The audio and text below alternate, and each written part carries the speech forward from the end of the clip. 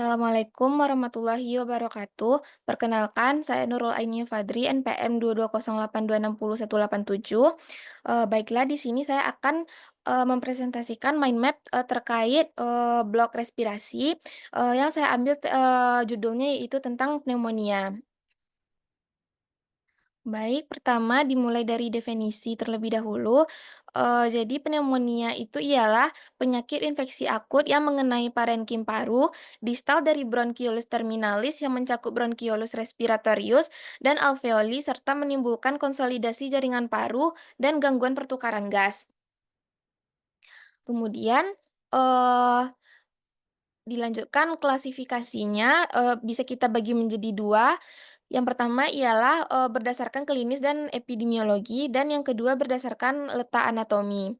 Untuk klinis dan epidemiologi, bisa kita bagi menjadi empat lagi, yaitu pneumonia komunitas, pneumonia nosokomial, pneumonia aspirasi, pneumonia pada penderita imunokompromis. Yang pertama ialah pneumonia komunitas, yaitu, pneumonia infeksius pada seseorang yang tidak menjalani rawat inap di rumah sakit. Kemudian yang kedua pneumonia nosokomial, yaitu pneumonia yang diperoleh selama perawatan di rumah sakit atau sesudahnya karena, penyakit lain atau, prosedur-prosedur tertentu. Kemudian pneumonia aspirasi, yaitu, disebabkan oleh aspirasi oral atau bahan dari lambung, baik ketika makan atau setelah muntah. Kemudian yang keempat pneumonia pada penderita imunokompromis, yaitu, pneumonia yang diderita pada orang dengan gangguan imun. Kemudian yang klasifikasi kedua yaitu berdasarkan letak anatomi, yang pertama ialah pneumonia lobaris dan yang kedua pneumonia lobularis, yang ketiga pneumonia interstisial. Yang, pneumonia lobaris itu ialah pneumonia yang terjadi pada seluruh atau satu bagian besar dari, lobus paru. Kemudian pneumonia lobularis ialah, pneumonia yang terjadi pada ujung akhir dari bronkiolus yang tersumbat oleh, eksudat mukopurulen untuk membentuk bercak konsolidasi dalam lobus yang berada di dekatnya. Kemudian yang ketiga pneumonia interstisial itu ialah, inflamasi yang terjadi dalam dinding, alveolar dan jaringan peribronkial serta interlobular. Berdasarkan etiologinya, pneumonia ini bisa disebabkan, oleh beberapa, eee, agen yaitu yang pertama bisa disebabkan oleh bakteri, kemudian disebabkan oleh virus, disebabkan oleh jamur, dan disebabkan oleh protozoa. Namun, yang, mendominasi, sebagai penyebab pneumonia ini biasanya ialah disebabkan oleh bakteri. Bakterinya juga ada 2 yaitu bakteri gram positif dan bakteri gram negatif.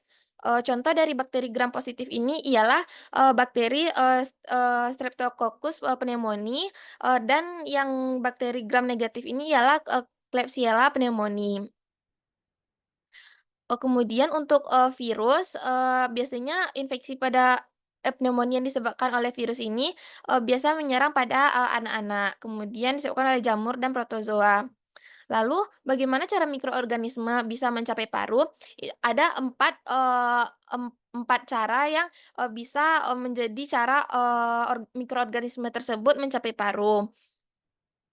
Yang pertama, saat individu batuk, bersin, atau berbicara. Yang kedua, terinspirasi dengan aerosol. Yang ketiga, peran, renin-angiotensin dan sirkulasi dari infeksi sistemik, sepsis, dan jarum obat. Kemudian, eee, untuk, diagnosis, cara kita menegakkan diagnosis, yang pertama lakukan anamnesis untuk menggali faktor-faktor resiko, apakah ada, dari keluarganya yang, pernah ada riwayat pneumonia apa tidak, contohnya, kemudian melakukan pemeriksaan fisik.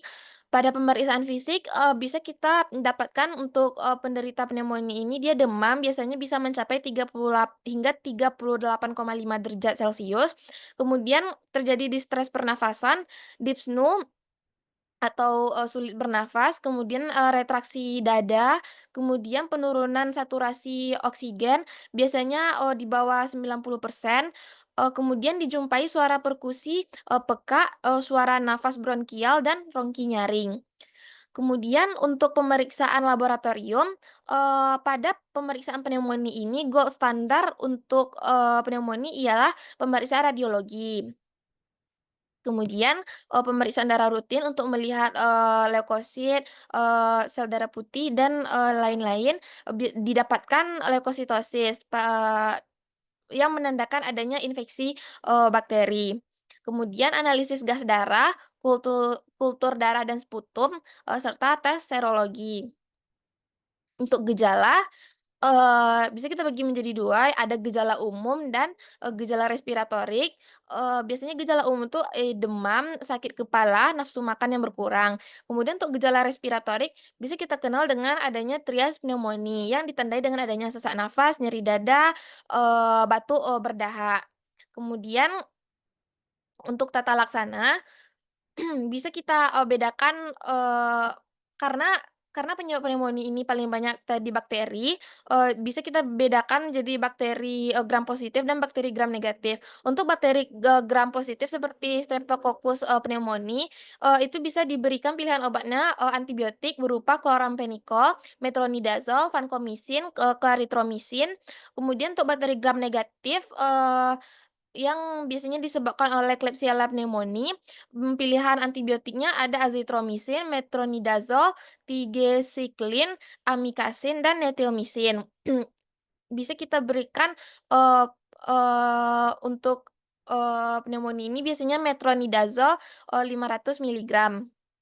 Kemudian bisa kita tambahkan juga obat simptomatik, berdasarkan gejala-gejala yang ditimbulkan, apabila demam bisa diberikan, parasetamol, 500 miligram 3 kali sehari, dan, batuknya bisa diberikan, Ambroxol. Kemudian untuk komplikasi yang bisa terjadi pada penderita pneumonia ialah abses paru, efusi pleura, gagal nafas, hingga gagal ginjal. Berikut, saya, eee, tampilkan, referensi yang saya gunakan. Mungkin sekian saja presentasi yang dapat saya sampaikan. Apabila terdapat kesalahan, dalam pengucapan, saya meminta maaf. Terima kasih. Assalamualaikum warahmatullahi wabarakatuh.